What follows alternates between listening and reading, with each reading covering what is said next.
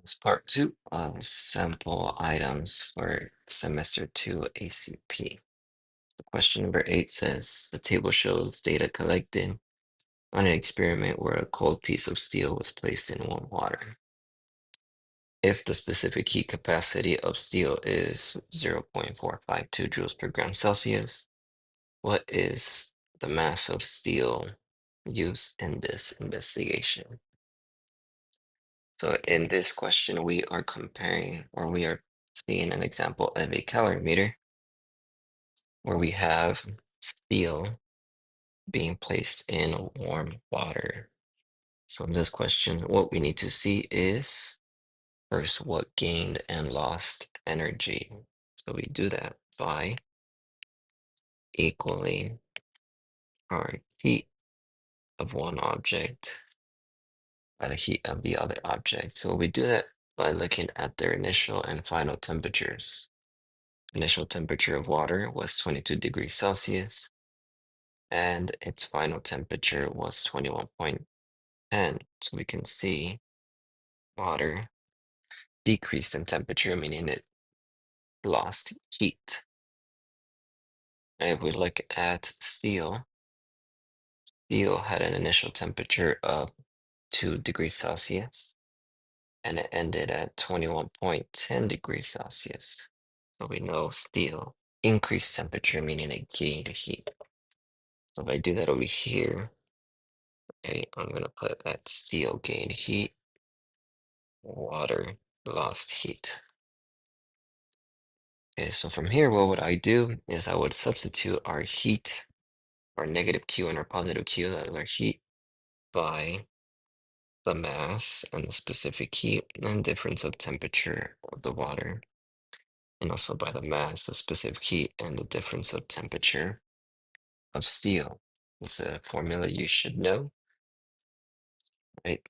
But before I start plugging in numbers into our formula, they give us an additional piece of information. The heat lost by water was 470.3 joules of energy. This is equal to Q.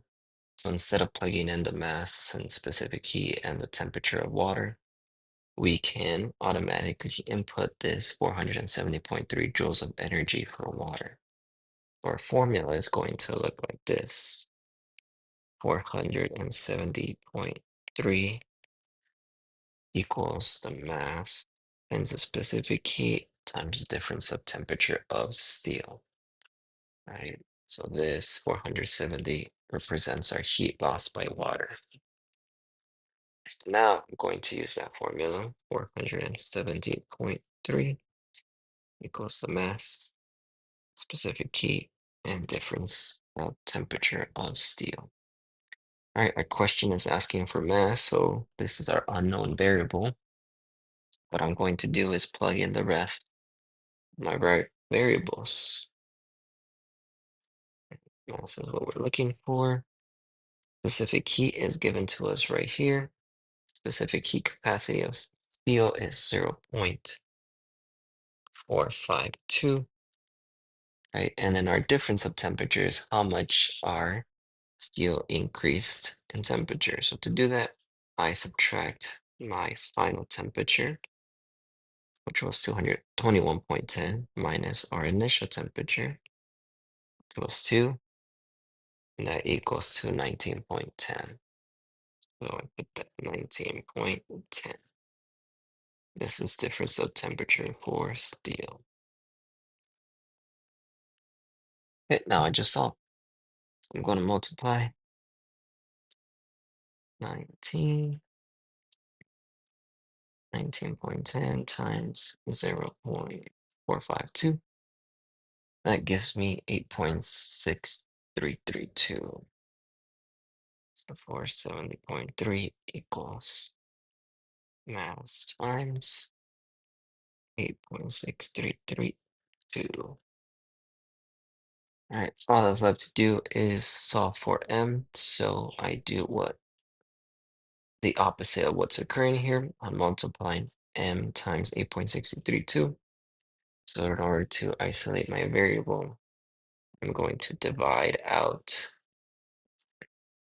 8.6332 to both sides. That cancels out. Right. And I'm gonna solve for m now. So 470.3 divided by 8.6332. And it gives me 54.57. So mass is gonna be 54 point, what was it again? 47.475, right? And if we round up, 45 or 5. And if we look at our answers, that would be answer choice C. Okay, we move to question number 9. Question number 9 says a large beaker has 22.75 liters of solution containing 5.25 moles of copper 2 sulfate in water. What is the molarity of the solution? In this question, I see that we have volume, moles, and molarity, right? If we look at our reference paper, right, if you look closely, I can see that we are using this formula, right? Volume, moles, and molarity. So what we do, or what we used in a class, was our triangle, right? Where we had moles on top, molarities the bottom with liters. Right, so in this question, we're solving for molarity. So what we're going to do is we're going to remove molarity out of our pyramid and make it equal to what's left inside. So molarity equals moles divided by our liters. Okay, so all that I do now is input my information from my question to my formula. So molarity equals moles. We have 5.25 moles divided by our volume, which is 2.75 liters. Note that if they were to give you milliliters, you would have to convert milliliters into liters by moving the decimal to the left 3 times. Okay, but in this case, we already have liters, so we do not need to do that. All that's left to do now is input this in our calculator. So 5.25 divided by 2.75 gives us 1.909. Molarity equals 1.90. And if we round up, 1.91. In this case, our answer is option B. Okay, question number 10. That's 3 cups of carbonated soda are lowered into cups of water at varying temperatures. Does all other factors being equal, in which cup does the greatest release of dissolved gas occur? So we are talking about our gases and the solution. So we remember when it comes to gases, in order for gas to be dissolved in a solution, right, we need a decreased temperature. Okay, so or add temperature right here.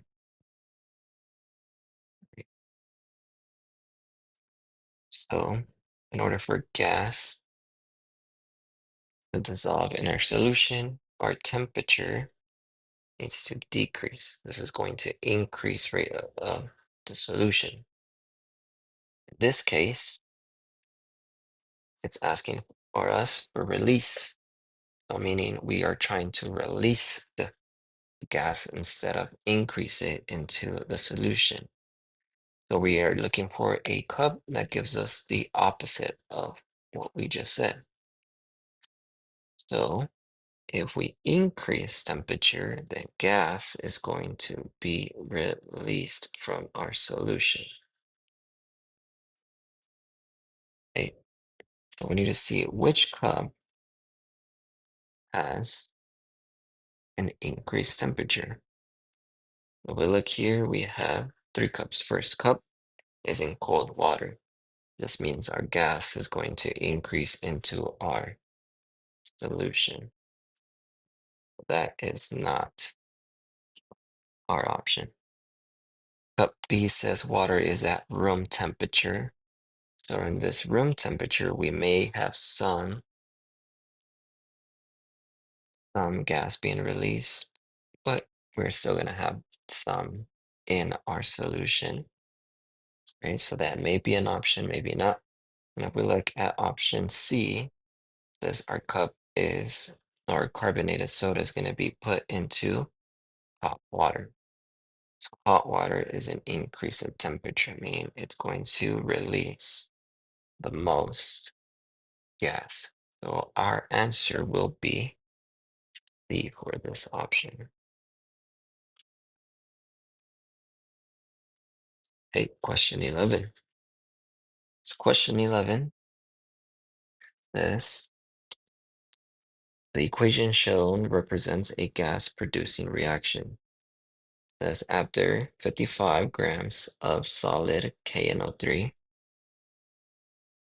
with a molar mass of 101.102 grams per mole is completely decomposes, what volume of oxygen gas is produced at standard temperature and pressure?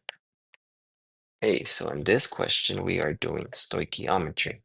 So we are going to be using this diagram.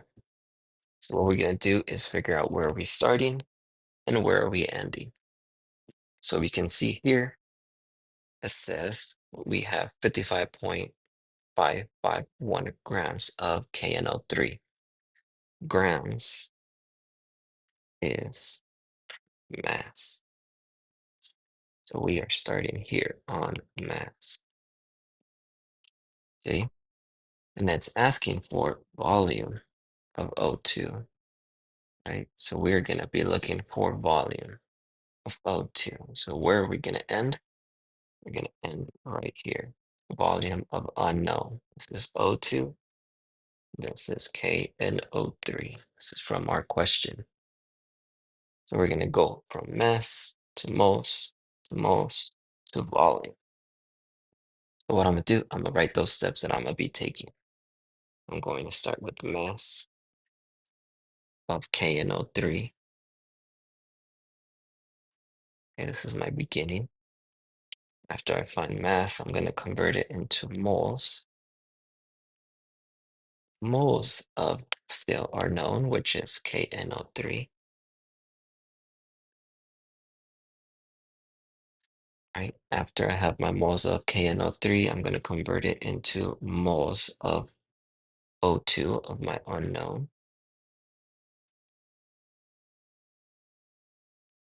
And then lastly, when I have my moles of O2, I'll be able to convert it into our volume of O2.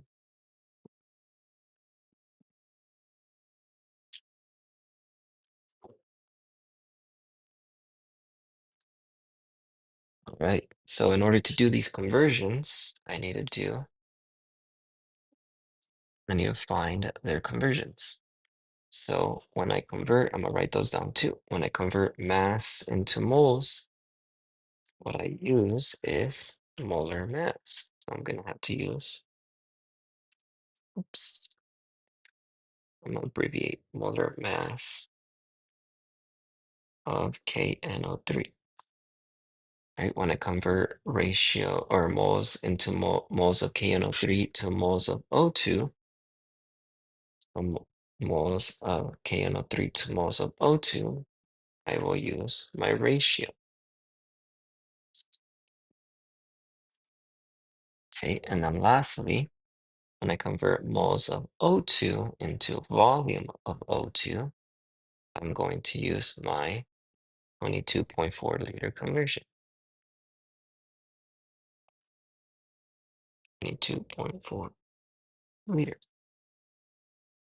All right, so all that's left to do is put this into our formula or equation. So I'm going to do this step by step. Step one is start with our known, our mass. Our mass. So our mass of KNO3 is 55.551 grams. I'm going to write that. 55.551 grams of KNO3. Right. I'm going to multiply and convert that to my moles of KNO3. So in order to convert mass into moles, I need to know my molar mass of KNO3. So luckily they gave us molar mass here. So which is 101.01. So I'm going to do a division line and I'm going to put this 101.102 grams of moles at the bottom.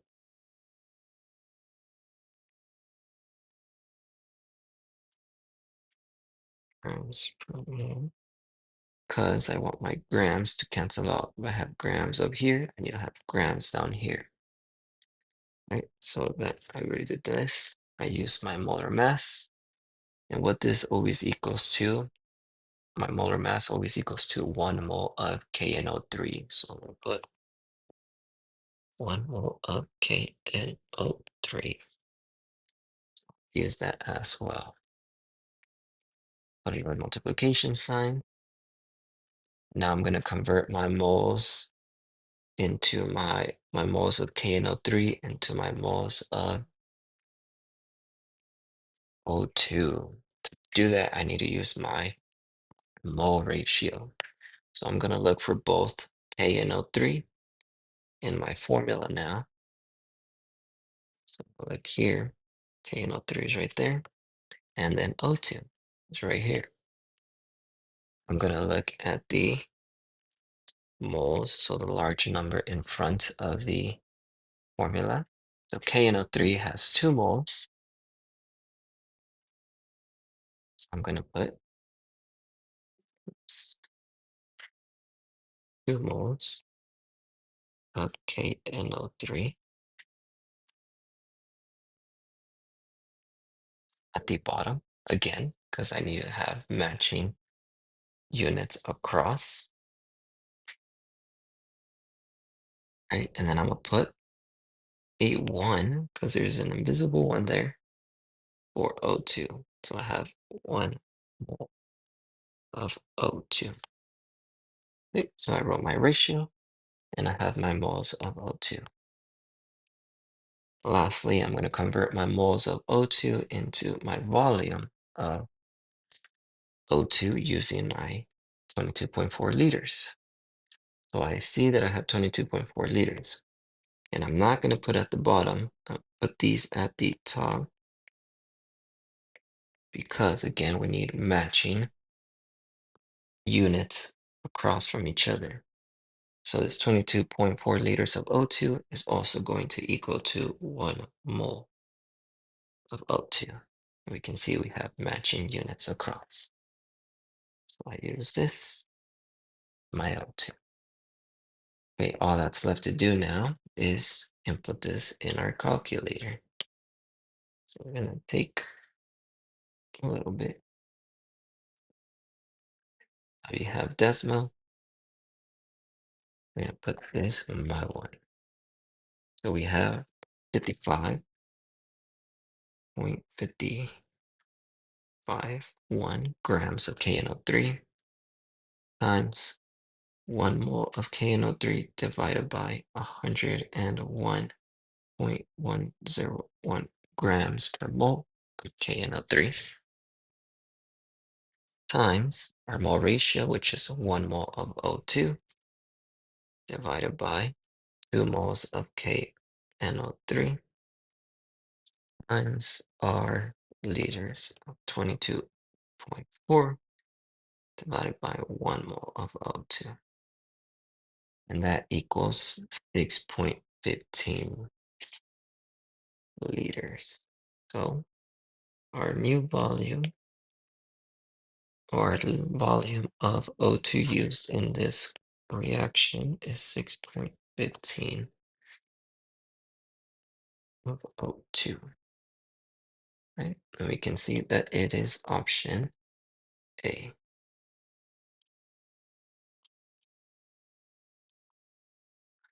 Okay, question 12. Question 12 says ethane or ethine, however you want to pronounce it, is a fuel used in oxytorches, is produced from this reaction shell. Okay, based on this equation, what type of reaction is used to produce ethane? So if we look right here, we are seeing a comparison between endothermic and exothermic reactions.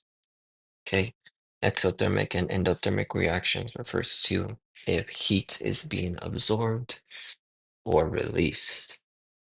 So what you need to remember is that endothermic, En means entering, heat is entering our reaction, and then exothermic, Ex, heat is exiting our reaction. Okay, and this is how it's shown in the chemical equation as well. Right, endothermic is going to be on our reactant side. Exothermic is going to be on our product side. Okay, and heat is represented in kilojoules or joules, right? But in this case, we're looking at joules. So we see here, if I divide my reaction between reactants and products, I can see that my energy or my heat is being absorbed because it is on the reactant side.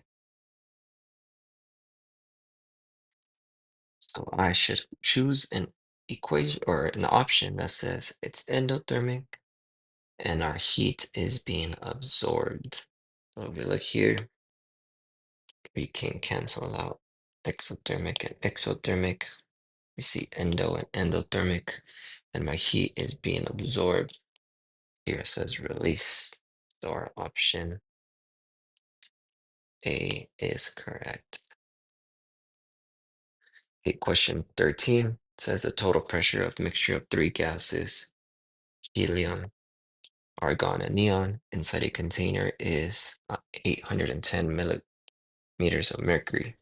The partial pressure of helium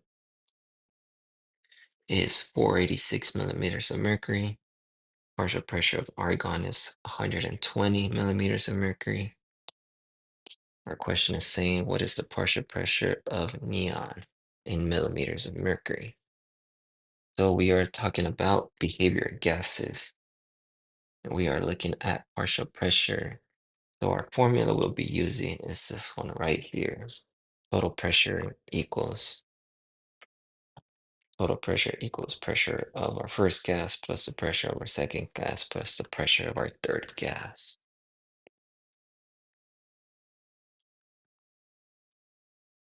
So we are going to fill in our formula. And we're going to start with our total pressure.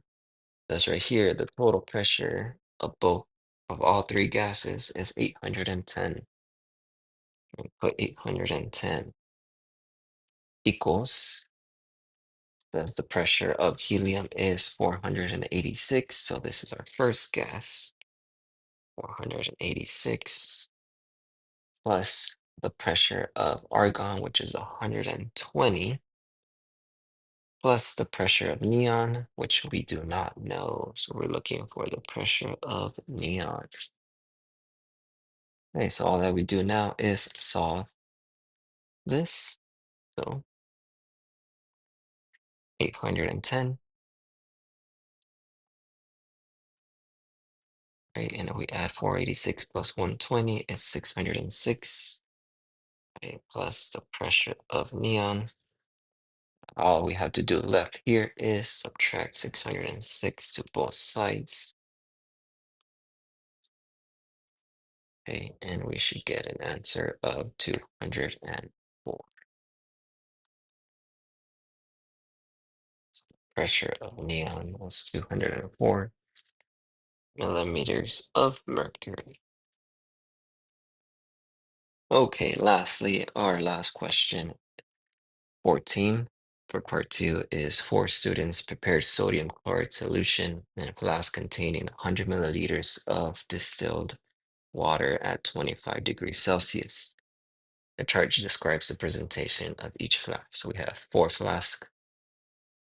Says which student's flask contains an unsaturated solution? We are talking about saturation.